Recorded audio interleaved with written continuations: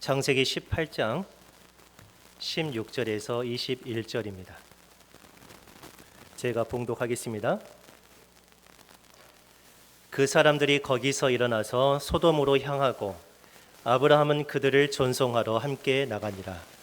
여호와께서 이르시되 내가 하려는 것을 아브라함에게 숨기겠느냐.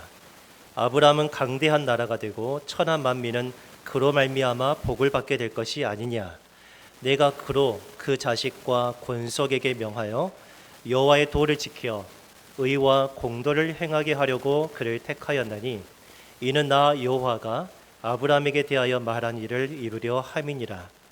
여호와께서 또 이르시되 소돔과 고모라에 대한 부르짖음이 크고 그 죄악이 심히 무거우니 내가 이제 내려가서 그 모든 행한 것이 과연 내게 들린 부르짖음과 같은지 그렇지 않은지 내가 보고 알려 하노라. 아멘. 오늘 본문의 중심으로 부모여 자녀에게 신앙을 전수하라 라는 제목으로 말씀을 나누겠습니다. 여러분, 이 세상에서 가장 중요한 일이 무엇이라고 생각하십니까? 가장 중요한 일, 딱 한 가지만 꼽는다 생각하시면, 사람이 많이 건강하게 살면 70세고 또 80세까지 살고 성경에 나온 대로요. 근데 요즘은 100세 시대잖아요. 100년을 산다고 가정을 하고 그 100세 시대에서 가장 위대한 일은 무엇이라고 생각하십니까? 여러분 인생에서 가장 위대한 일. 우리가 하루에도 수많은 일들을 만납니다. 해결해야 될 문제들이 많이 있어요. 그 중에서 가장 시급한 일이 무엇이라고 생각하십니까? 하나님이 여러분에게 단 한 가지 소원을 말해보라 라고 하시면 여러분 어떤 소원을 하나님 앞에 말씀을 드리겠습니까? 저는 이 네 가지 질문에 동일한 대답을 하고 싶습니다. 다 똑같은 대답이에요. 하나님, 제 자녀가 저와 같이 하나님을 믿게 해주십시오. 저의 아버지니까 제 자녀들에게서는 할아버지겠죠. 할아버지의 할머니의 신앙이 저에게, 또 외할아버지 외할머니의 신앙이 엄마에게, 그리고 이 부부의 신앙이 자녀에게 3대가 동일한 신앙을 갖게 되기를 바랍니다. 그것이 저의 가장 진솔한 소원입니다. 이거 하나만 된다면은 더할 나위 없이 좋을 것 같아요. 죽어도 여한이 없다고 하죠. 이것이 해결되면은 지금 당장 내가 천국 가도 괜찮을 것 같아요. 저 솔직한 심정입니다. 내 자녀가 하나님을 경외하는 자들이 된다면 그것만큼 더 기쁜 일은 없어요. 이것은 부모 입장에서 하는 말입니다. 자녀가 신앙을 전수받았으면 좋겠다. 그럼 자녀 입장에서 가장 중요하고 위대하고 시급한 일은 무엇일까요? 우리 학생들, 어린이들이 있는데 여러분들이 생각하는 가장 중요한 일은 무엇입니까? 공부예요? 좋은 학교 가는 거예요? 건강한 거예요? 친구 관계? 우리 아이들은 친구 관계에 상당히 많이 중요한 비중을 차지하고 있죠. 친구가. 그래서 친구와의 관계가 틀어지면 이제 모든 것이 이제 힘들어집니다. 이성 친구입니까? 아니면 어릴수록 폭넓은 경험, 그 경험을 위해서 여러분 시간을 쓰고 있습니까? 이 모든 것들이 중요합니다. 우리 아이들 열심히 공부하기 바랍니다. 목사님처럼 비실비실 하지 말고 열심히 운동하시기 바랍니다. 제가 어렸을 때로 다시 돌아간다면은 공부 안 하고 저는 물론 공부도 안 했지만 더 열심히 운동하렵니다. 체력이 뒷받침돼야 됩니다. 체력이. 친구 관계도 더 폭넓게. 그 여자친구도 한번 사귀어보고 싶어요. 한 번도 못 사귀어봤는데. 경험도 많이 해보고 싶습니다. 집에만 틀어박혀 있는 것이 아니고. 다 중요해요. 그런데 우리 자녀 입장에서 이렇게 대답을 한다면은 저는 그 자녀에게는 소망이 있다고 생각합니다. 어떤 거요? 어떤 대답이요? 부모님의 신앙이 나의 신앙이 되기를 바랍니다. 이렇게 대답할 수 있는, 대답하는 자녀가 있다면 그 자녀는 염려 없습니다. 염려 없어요. 자녀가 부모로부터 신앙을 전수받아서 하나님을 경외하고 예수님의 신실한 제자가 될 수만 있다면, 자녀가 공부를 못하고 건강하지 못하고 친구도 몇 명 없어서 외롭게 지내고 폭넓은 경험도 부족해도 괜찮습니다. 왜 신앙 전수가 가장 중요할까요? 왜 위대하고 시급한 일일까요? 가장 중요한 일일까요? 성경에는 우리에게 이렇게 말합니다. 하나님에 대한 신앙이 있느냐 없느냐에 따라서 생명이냐 죽음이냐가 결정되는 거예요. 영원한 생명이냐 영원한 죽음이냐, 이게 하나님을 경외하느냐 경외하지 않느냐에 달려 있어요. 부모는 하나님에 대한 신앙이 있어서 혹시 천국에 가서 영생을 누릴지는 모르겠습니다. 부모님은. 그런데 만약에 자녀에게 신앙이 전수가 되지 않는다면 나는 천국에 가서 지복한 상태에 있겠지만은 자녀는 영원한 불타는 지옥에서 고통을 당한다는 거예요. 그것을 본다는 겁니다. 그것을 봐요. 마치 아브라함의 품속에 있던 나사로가 음부에 있던 부자가 서로를 바라본 것처럼 그것을 눈뜨고 본다는 거예요. 얼마나 괴롭겠습니까? 하나님은 아브라함에게 신앙 전수할 것을 명령하셨습니다. 신앙을 전수하라. 오늘 본문이죠. 내가 그로 그 자식과 권속에게 명했다 그랬습니다. 그러니까 나는, 여기서 말하는 나는 여호와 하나님이십니다.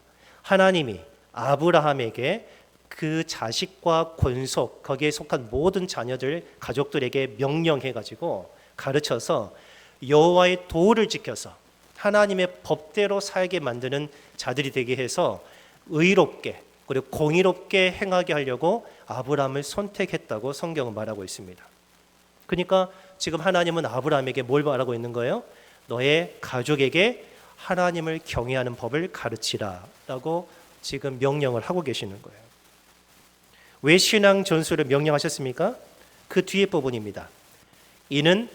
이는이라고 하는 것은 그 이유는 나 여호와가 아브라함에게 대하여 말한 일을 이루려고. 다시 말하면 아브라함이 자녀들에게, 가족들에게 하나님을 경외하는 법을 가르치지 않는다면, 오늘 제목에 따라서 자녀에게 신앙을 전수하지 않는다면 하나님이 아브라함에게 하신 약속이 있는데 그 약속이 이루어질 수 없다는 거예요. 그래서 자녀에게 꼭 신앙이 전수되어야 된다라는 것을 말씀하고 있어요. 그러면 하나님께서 아브라함에게 무엇을 말씀하시고 무엇을 약속하셨을까요? 그게 오늘 18절에 나옵니다. 본문인데 아브라함은 강대한 나라가 되고 천하 만민은 그로 말미암아 복을 받게 될 것이 아니냐 그랬습니다. 아브라함 그 자신도 아주 위대한 사람이 됩니다. 하나님의 복을 받아서요. 근데 아브라함이 문제가 아니고 하나님의 관심은 지금 누구에게 있습니까? 천하 만민에게 있어요.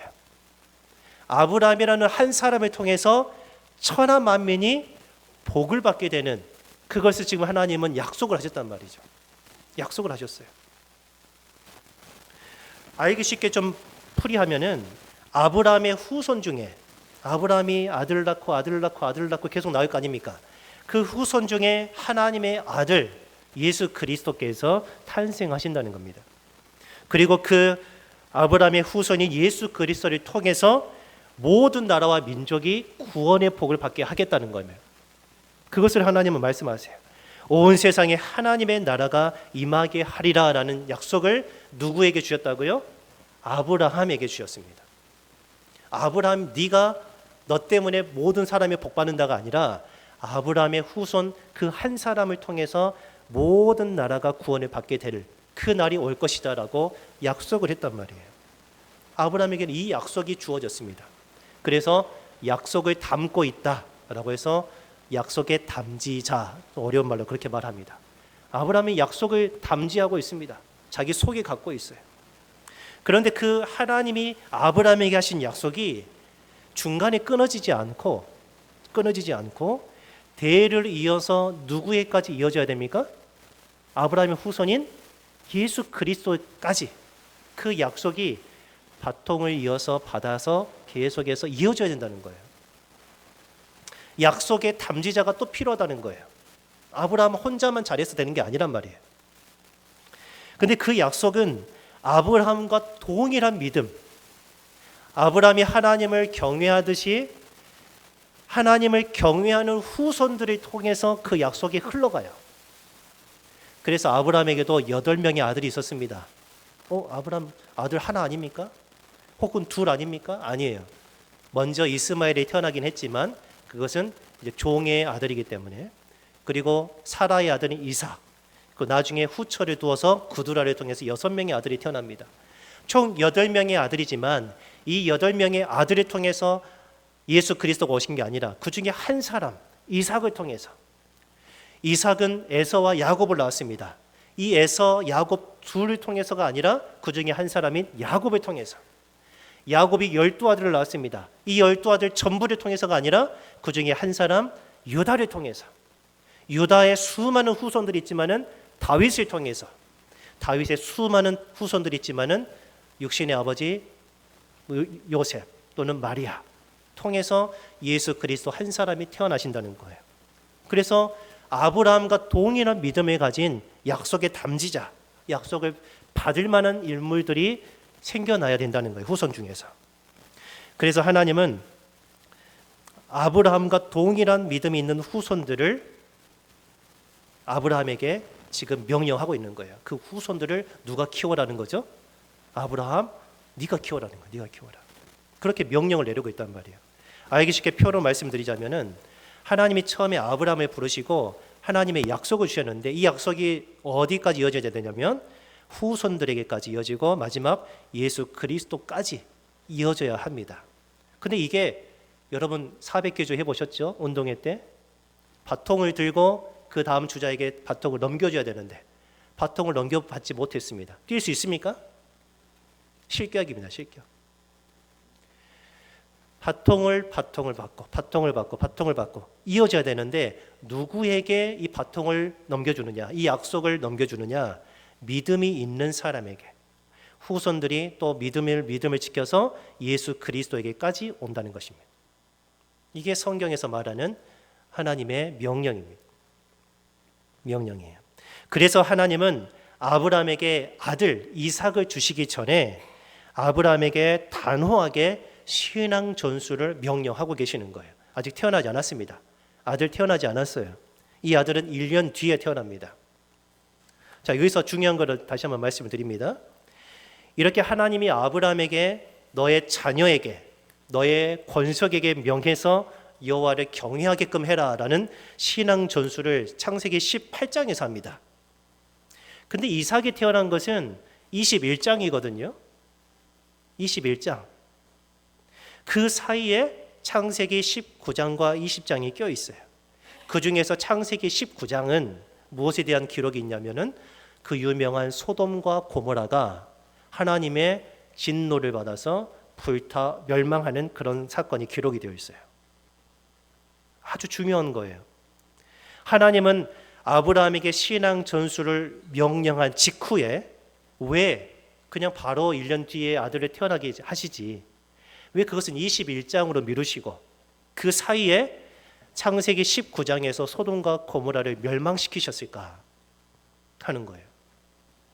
여러분 이걸 아셔야 됩니다. 이걸 깨달으셔야 돼요. 소돔은 어떤 것입니까? 그곳에는 누가 있습니까? 롯과 롯의 두 딸 가족이 살고 있었습니다. 아내도 있었고요. 이 롯은 아브라함의 조카입니다. 처음에 아브라함을 따라서 같이 가나안 땅에 왔다가 아브라함과 헤어졌어요. 재산이 너무 많다 보니까 우리 헤어집시다 하고 자기 눈에 좋은 곳으로 가서 살고 있는데 그것이 바로 소돔이었습니다.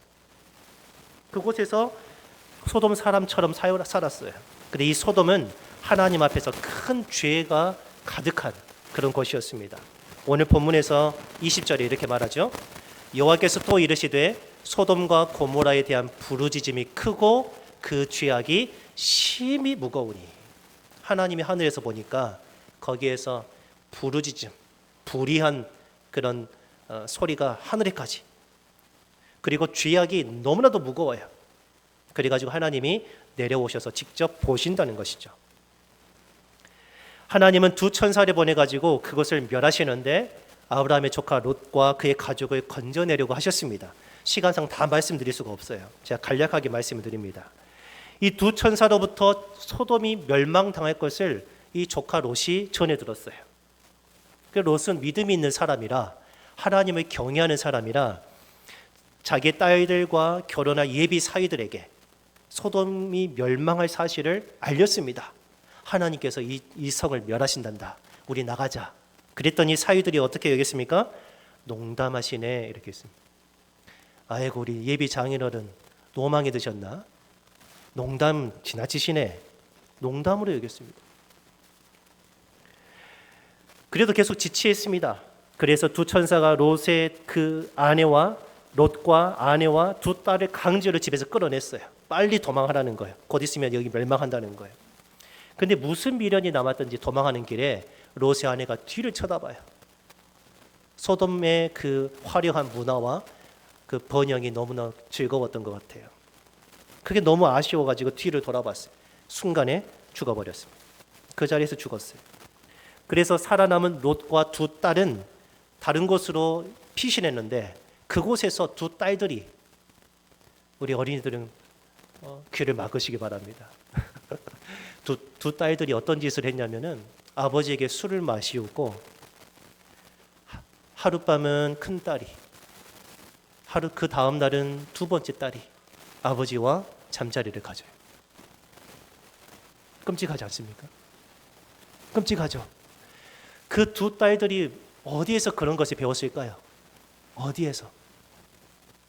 소돔에서 살면서 소돔 사람들이 하는 것을 어렸을 때부터 본 거예요.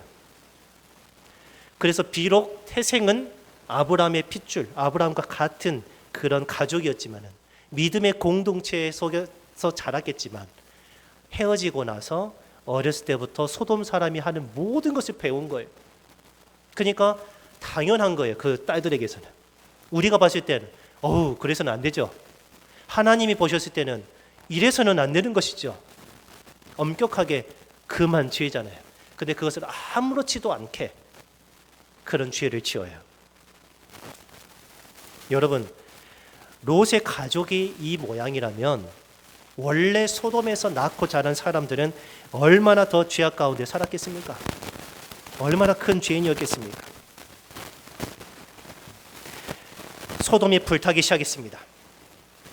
소돔이 하늘에서 유황불이 떨어지고 그래가지고 사람들이 막 불에 타서 다 소리를 지르고 그래요. 소돔 사람들이 일제히 죽임을 당하는 모습을 누가 보았을까요? 누가 보았을까요? 아브라함이 보았습니다.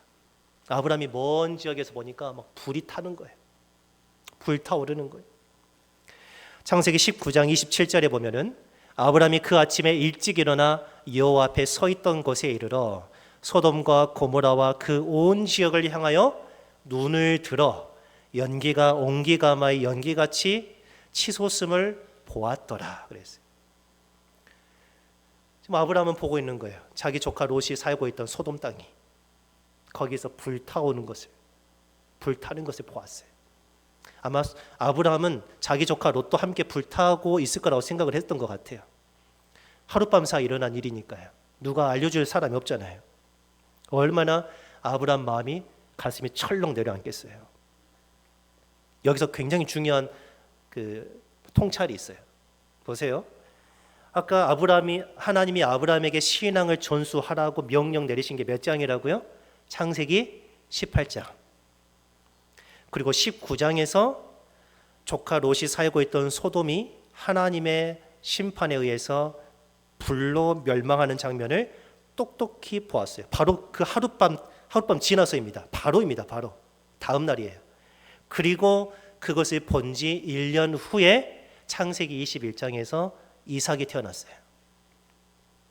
이 1년의 과정을 통해서 신앙 전수 명령, 소돔과 고모라의 멸망, 그리고 이삭 탄생, 이것을 통해서 하나님께서 아브라함에게 무엇을 말씀하고 계실까요? 우리에게도 무엇을 교훈하고 싶으실 걸까요? 아브라함이 무엇을 깨닫기를 하나님은 바라셨을까요? 아브라함은 혹시 그런 과정을 거치면서 이런 생각을 하지 않았을까요? 하나님이 내게 주실 아들이, 아직 태어나지 않았지만 내게 주실 아들이 하나님을 경외해야 되는데, 만약에 내가 신앙을 전수하지 않는다면 내 아들도 저 소돔 사람들처럼 멸망하겠구나. 이걸 깨닫지 않겠습니까? 눈에서 생생하게 불타서 죽는 장면을 본단 말이에요. 그리고 1년 뒤에 내 아들이 태어났어요. 하나님이 그 아들에게 하나님을 경외하는 법을 가르치라고 했단 말이에요. 그래야 믿음의 담지자, 약속을 담은 사람들이 예수 그리스도까지 이어진단 말이죠. 아브라함은 지금 현장 교육을 하고 있는 겁니다. 내 자녀가 하나님을 경외하지 않으면 어떻게 된다고요? 나는 구원받을지 모르지만 내 자녀들은 지옥의 불에서 영원히 고통당한다는 거예요. 그거를 아브라함은 가슴에 새겼어요. 가슴에. 하나님은 똑똑히 보여주셨습니다. 이삭이 태어났습니다. 아브라함은 이삭에게 하나님을 경외하는 법을 전수했을까요? 안 했을까요? 아브라함이 하나님을 믿는 것처럼 이삭이 하나님을 믿었을까요? 안 믿었을까요? 믿었습니다. 신앙이 전수됐습니다. 아브라함의 약속이 이삭에게로 흘러갔습니다. 무엇을 통해 알 수 있습니까? 이삭의 행동을 보면 알 수가 있습니다. 어떤 행동이요? 창세기 22장에서 하나님이 이삭을 번제로 바치라고 했어요. 100세에 난 아들입니다. 그리고 하나님이 아들을 불로 태워서 내게 제물로 바쳐라 라고 말씀하실 때는 약자들은 15세에서 20세 또는 30세까지도 봅니다. 눈에 넣어도 안 아플 그 아들, 그 100년을 기다렸던 그 아들 하나님께서 불로 태워 자기한테 바치라는 거예요. 아브라함은 믿음의 사람이라 고민하지 않고 그 다음날 바로 새벽에 일찍 일어났습니다. 하나님이 지시하시는 산으로 갔습니다. 그곳에 22장 9절부터 보니까 하나님이 그에게 일러주신 곳에 이른지라 이 아브라함이 그곳에 제단을 쌓고 나무를 버려놓고 그 아들 이삭을 꽁꽁 밧줄로 묶었습니다. 제단 나무 위에 올려놓았습니다. 손을 내밀어 칼을 들었습니다. 그 아들을 향해서 내리 꽂으려고 했습니다. 그때 하나님이 급하게 부르시죠. 아브라함아, 아브라함아, 네가 이제야 나를 진짜 경외하는 줄 내가 확실히 알았다. 네 아들에게 손대지 마라. 소리 나는 곳을 쳐다보니까 양이 한 마리 있어요. 아, 하나님이 내 아들 이삭 대신에 저 양을 바치라는 거구나. 그래서 양을 잡아서 대신 하나님 앞에 번제를 드렸어요. 여러분, 아까 말씀드렸듯이 아브라함은 적어도 120세가 되었습니다. 꼬부랑 할아버지입니다. 할아버지. 이삭은 20세 아주 건장한 청년입니다. 할아버지인 아버지가 자기의 두 손과 두 발을 묶어요. 반항하지 않겠습니까? 근데 이삭은 반항하지 않아요. 순순히 자기를 내어줘요. 왜일까요? 이게 하나님의 뜻이구나 라는 것을 알아요. 우리 아버지가 미친 게 아니고 하나님께서 무슨 말씀을 하셨겠구나, 그거를 받아들여요. 그래서 기꺼이 자기 몸을 제단에 내어놔요. 120세 할아버지가 20세 건장한 청년을 들어서 제단 위에 올려놓는다고요? 올릴 수 있겠습니까? 여러분이 저를 들어서 높은 제단, 돌 제단 위에 저를 올려놓을 수 있겠습니까? 아브라함이 들어서 올리려고 할 때 이삭이 알아서 올라가지 않았겠습니까? 아주 순전히 자기 아버지에게 순종하는 장면을 봐요. 이거 하나만 봐도 아버지를 절대적으로 신뢰하는구나 하는 거. 그리고 아버지의 신앙이 이삭에게까지 하나님을 경외하는 신앙이 전수되었구나라는 것을 우리는 알 수가 있어요. 굉장히 중요한 내용입니다. 여기까지 여러분이 잘 들으셨다면은 자녀에게 신앙을 전수하는 일이 이 세상의 그 무엇보다 가장 중요하고 위대하고 가장 급한 일이라는 것을 확실하게 아실 겁니다. 그렇다면은 누가 내 자녀에게 신앙을 전수해야 될까요? 누가 내 자녀에게 하나님을 경외하는 법을 가르쳐야 될까요? 여러분, 이 세상의 학문을 배우려면, 이 세상의 지식을 배우려면 어디로 가야 됩니까? 국어, 영어, 수학, 과학, 사회 뭐 다 배우려면 어디로 가야 되죠? 학교로 가야죠. 학교 누가 계시는데요? 선생님이 계시죠.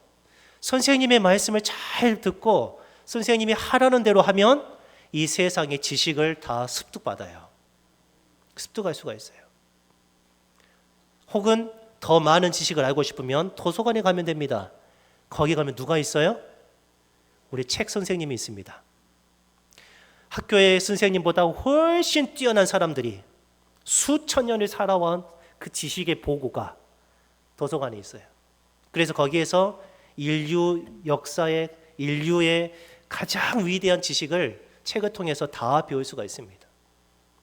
그러면 하나님에 대한 신앙은 어디서 배울 수 있습니까? 하나님에 대해서 누가 가르쳐 줘야 됩니까? 교회 목사님이요? 주일학교 교사들이요? 물론 맞습니다. 맞아요. 교회로 오십시오. 교회로 여러분의 자녀를 데리고 오십시오. 그리고 주일학교를 보내십시오. 최선을 다해서 하나님의 말씀을 올바르게 가르칠 겁니다. 그런데 그게 아니에요. 그게 아니에요. 한국 교회 주일학교의 문제점이 바로 여기에서 나타납니다. 뭐가 문제인 줄 아십니까? 저는 장점에 대해서 알고는 있어요. 그렇지만 저는 오늘은 단점에 대해서 좀 말씀을 드리겠습니다. 자녀의 신앙 교육을 주일학교 담당 부교육자와 교사들에게 전적으로 맡겨버려요. 그러지 않습니까? 어른 예배, 어린이 예배 나눠버려요. 그래서 한 집에서 한 솥밥을 먹다가 한 차를 타고 교회까지 들어왔어요. 그러면 어떻게 되죠? 안녕, 예배 잘 드려. 나는 어른이니까 어른 예배 드리러 갈 것이고 너는 어린이니까 어린 예배 가. 안녕, 잘 가. 예, 갔어요.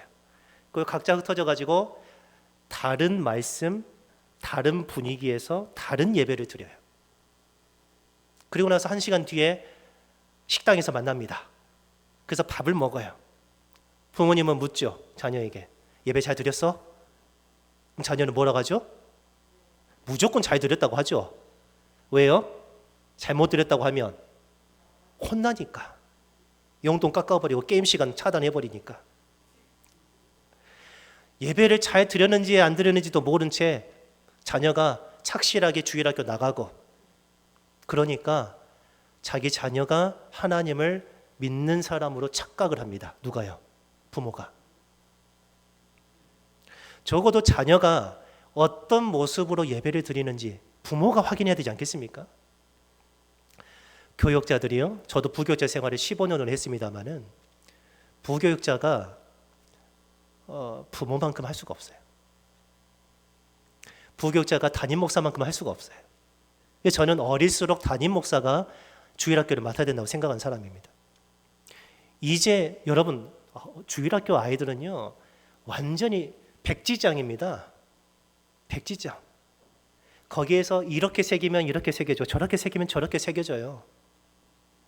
근데 그 가장 중요한 순수한 시절에 올바른 것을 가르치려면 누가 가르치는 게 나을까요? 하나님의 말씀을 그래도 아는 담임 목사가, 또 자식을 길러본 담임 목사가 하는 게 나을까요? 아니면 결혼도 안 하고 성경도 잘 모르고 이제 신학교에서 막 졸업한 까까머리 교육자가 하는 게 나을까요? 여기에서 문제가 생겨요. 여기서 문제가 생겨요. 오히려 어릴수록 하나님을 잘 아는, 성경을 잘 아는 담임 목사가 해야 되는 거예요. 그리고 더 문제가 있어요. 자녀가 어떻게 예배드리는지 확인할 길이 없어요. 그리고 부교육자가 또는 주일학교 교사가 어떤 말씀을 자녀들에게 전하는지 그걸 확인할 길이 없어요. 왜요? 그 현장에 내가 없었거든요. 내 자녀가 기도할 때 눈을 감고 정말 하나님을 경외하는 모습으로 기도하는지, 아니면 옆 친구랑 장난을 치는지, 그거를 확인할 길이 없어요. 그러고서 유아부부터 하면 유아부 2년, 유치부 2년, 주일학교, 초등학교 6년, 그럼 10년이죠. 중고등부 6년, 16년을 주일학교를 다닙니다. 근데 고등학교 졸업하자마자 교회 빠이빠이예요. 그럼 어떻게 생각합니까? 아니, 내 아들, 딸이 주일학교는 그렇게 잘 다녔단 말이요. 그런단 말이죠. 근데 고등학교를 졸업하자마자 교회를 안 다닌다고. 교회를 안 다닌다. 그런 분들이 상당히 많이 있어요. 여러분을 탓하는 게 아니라 그게 한국 교회의 실상이에요. 실상. 자, 제가 그림 하나 보여드리겠습니다. 이거 맞추신 분 제가 선물 하나 드리랍니다. 힌트는 일주일입니다. 일주일. 태원이 뭐라고? 평일 주말? 그러기에는 너무 크고 작지 않니? 6대 1밖에 아니잖아요. 평일 주말은. 어마어마한 승정이. 나 승정이 좋아. 말해봐. 너에게 정답 요구하는 거 아니야. 주일 방학? 나중에 나한테 다시 설명해줘. 무엇을 의미할까? 여러분, 제가 힌트를 드려서 일주일입니다.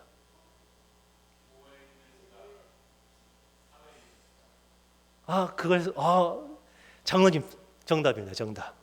정답. 선물 뭐 드릴까요? 깎아 드릴까요? 아무튼 제가 나름대로 선물을 준비해 보겠습니다.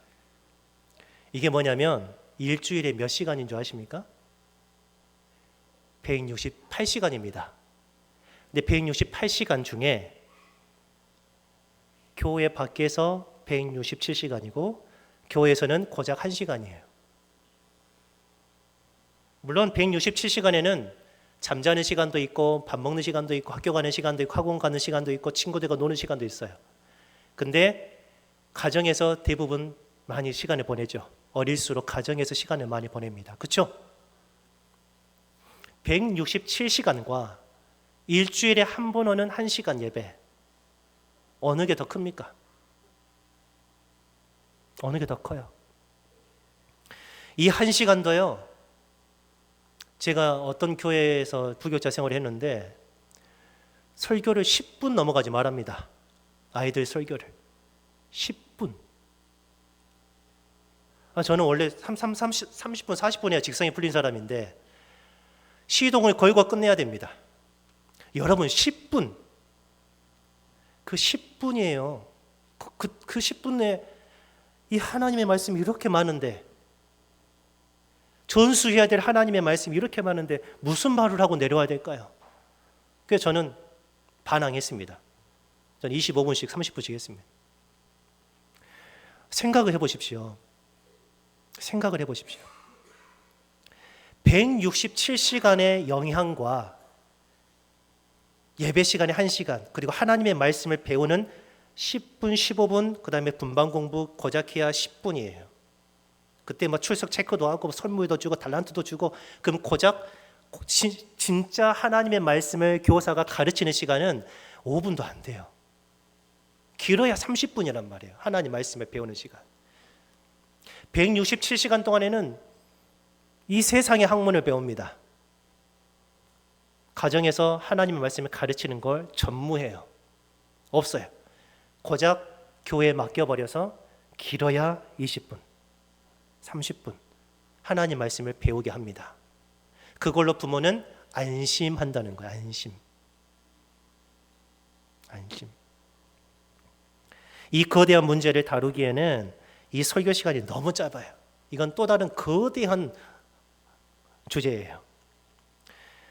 자녀에게 신앙을 전수하는 일은 두 가지 방향에서 이루어져야 해요. 첫 번째는 교회에서, 두 번째는 가정에서. 교회에서는 저는 세대 통합 예배를 드려야 된다고 생각하는 사람입니다. 세대 통합 예배 처음 들어보신 분도 계실 거예요. 쉽게 말해서 부모와 자녀가 같은 곳에서 같은 찬송가를 부르고 같은 말씀을 듣고 같은 기도를 하고, 자녀들이 어린 주일학교를 많이 하다 보면은 아이들에 맞춘다는 그런 명목으로, 그런 이름으로 자녀들을 막 방방 띄우는 예배 분위기가 있어요. 막 즐겁게 하는 거예요. 즐겁게. 그래야 또 나오니까요. 그러다가 고등학교 졸업하고 이제 청년대학부가 돼가지고 이제 주일학 어른들과 함께 예배를 드립니다. 적응합니까? 이 분위기를 아이들이 적응할 것 같습니까? 낯설죠. 그러니까 안 나오기 시작해요. 아무튼 하나님의 말씀은 같은 곳에서 앉아서 예배를 드려야 되는 거예요. 저는 그래서 우리 칠전교회 딱 오자마자 어쩔 수 없이 세대통합 예배 드리고 있습니다. 구조적으로 어쩔 수 없습니다. 저는 너무나도 좋습니다. 너무나도 좋아요. 이 아이들이 못 알아들을 것 같습니까? 하나님의 말씀을요? 알아들어요. 혹시 못 알아들을 것 같은 어려운 말을 목사가 한다면은 그 말을 누가 집에서 전해줘야 돼요? 다시? 엄마가. 요즘은 그러지 않지만 우리 할머니들이 손자 손녀를 키우실 때 쌀밥을 아기 입에다 넣어줄 때 어떻게 넣어줘요? 그냥 생쌀을 그 밥을 그냥 넣어주지 않죠. 그래서는 안 되지만 어떻게 해요? 해가지고 입에서 죽을 만들어가지고 뱉어가지고 주잖아요. 옛날에 그랬죠. 옛날에 그랬단 말이에요. 지금은 그러면 안 돼요.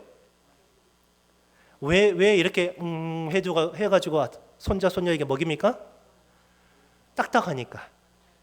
설교가 어렵고 주제가 어렵다 그러면 같은 곳에도 들었기 때문에 이것은 우리 자녀가 못 알아듣겠다 한다면은 그것을 여러분이 부모가 잘 소화시켜서 자녀가 알아듣게끔 집에서 다시 한번 하나님의 말씀으로 교육을 시키는 거죠. 내 자녀가 옆에서 예배를 드리는 모습을 내가 봅니다. 내 자녀가 기도하고 있는지, 사도신경 신앙 고백하는데 얘가 하는지 안 하는지 그걸 다 봐요. 찬송을 부르는데 노래를 부르는지 안 부르는지, 휴대폰을 만지작거리고 있지는 않은지, 그거를 내 자녀가 부모에게 봐요. 어릴 때일수록 그거를 바로 잡는 것이 중요해요. 커버리면 안 됩니다. 그래서 저는 세대통합 예배를 교회에서 드리는 것이 성경적이다라고 말씀을 드리는 겁니다. 제가 그냥 주장하는 게 아니라 성경적인 근거가 어마어마하게 많습니다. 성경에 보면.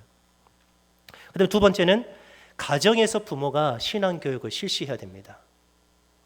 신앙교육을 실시한다고 해가지고 성경을 펴놓고 야 앉아라, 이 구절은 이런 말씀이다, 저 구절은 저런 말씀이다라고 딱딱하게 하는 것이 아니고 가정에서 부모님이 하나님을 예배하는, 하나님께 기도하고 성경을 보고 묵상하고 찬송을 부르는 그것을 어렸을 때부터 계속 아이에게 보여주는 거예요. 본이 되는 거죠. 그러면 그 아이는 틀림없이 부모님을 따라서 흥얼거리면서 찬양하게 됩니다. 성경을 부모님이 이렇게 들고 다니면 자녀들도 이렇게 들고 다닙니다. 성경을 부모가 이렇게 하면 자녀도 이렇게 합니다. 똑같아요. 부모가 예배 시간을 늦게 오면 자녀들도 늦게 옵니다. 부모가 예배당에 올 때 슬리퍼를 신고 오면 자녀들도 슬리퍼를 신고 옵니다. 신앙이 전수되는 게 아니라 슬리퍼가 전수되는 거예요. 옷차림이 전수되는 거예요. 근데 그 행동을 바꿀 때, 올바르게 교정할 때 교회에서 1시간 가지고는 택도 없이 부족하다는 거예요. 그래서 가정에서의 신앙교육, 어렸을 때부터 부모가 자녀에게 신앙교육하는 것이 정말 중요하다 하는 것입니다. 그래서 오늘 이삭을 주시겠다고 약속하시면서 하나님께서 이렇게 당부하고 계시는 거예요. 19절에 내가 아브라함으로 그 자식과 권속에게 명해라라는 거예요. 우리 가족은 하나님을 경외하자라고 하는 거예요. 여호와의 도를 지켜 의와 공도를 행하게 하려고 아브라함을 선택했고 아브라함의 가문을 선택했다는 거예요. 왜냐하면은 그 믿음을 계속해서 전수가 되면 그 후손으로 예수 그리스도께서 오셔야만 하기 때문입니다. 그리고 아브라함은 성공했어요. 그리고 예수님은 오셨습니다. 이제 남은 것은 나의 신앙이 내 자녀에게 전수되는 것입니다. 신명기 6장 4절부터 9절입니다. 이스라엘아 들으라. 우리 하나님 여호와는 오직 유일한 여호와이시니 너는 마음을 다하고 뜻을 다하고 힘을 다하여 네 하나님 여호와를 사랑하라. 여기서 말하는 너는 성인 남자, 가장을 뜻합니다. 오늘 내가 너에게 명하는 이 말씀을 너는 마음에 새기고, 먼저 부모가 하나님의 말씀을 잘 새겨야 돼요. 내게 없는 하나님의 말씀을 어떻게 자녀에게 가르칠 수 있겠습니까? 내가 하나님을 경외하지 않는데 어떻게 자녀에게 경외하라고 본을 보이겠습니까? 그래서 부모가 먼저 하나님의 말씀을 가슴에 마음에 새기고, 7절 같이 읽어봅니다.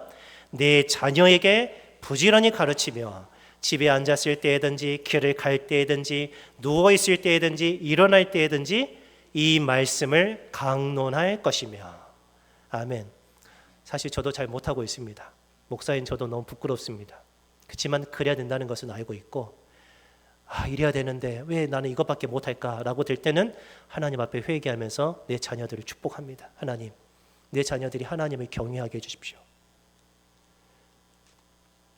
하나님을 경외하는 자들이 되게 해주십시오. 저의 소원은 그거 하나입니다. 말씀을 정리하겠습니다. 자녀가 위대한 인물이 되기를 바라기보다 신앙의 인물이 되기를 바라시기 바랍니다. 자녀가 행복한 인물이 되기를 바라는데 참된 행복은 하나님을 경외하는 데서 옵니다. 자녀의 신앙 전수는 교회에서뿐만 아니라 가정에서도 이루어져야 합니다. 자녀 신앙 전수는 하나님이 목사에게만이 아니라 부모에게도 명령하신 엄숙한 사명입니다. 어린이 주일을 보내는 오늘입니다. 우리 자녀의 신앙을 한번 깊이 관찰하시기 바랍니다. 내 자녀가 정말 하나님을 경외하는가?